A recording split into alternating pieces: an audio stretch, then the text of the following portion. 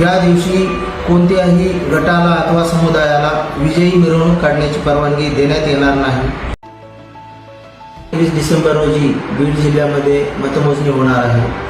या अनुषंगाने बीड जिल्ह्यात वरिष्ठ पोलीस अधिकारी आणि 400हून अधिक अंमलदार, त्याचप्रमाणे RCP प्लॅटून, SRPF यांचा बंदोबस्त लावलेला आहे.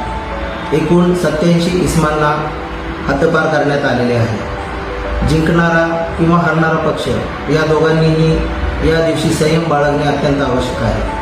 कोणतेही दुष्कृत्य किंवा कायद्याच्या विरोधातील कृत्य करण्याचे टाळावे.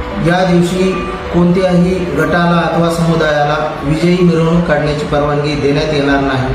तरी प्रत्येकाने संयमाने आणि जबाबदारीने वागावे हीच पोलीस प्रशासनातर्फे सर्वांना सूचना आहे. जय हिंद.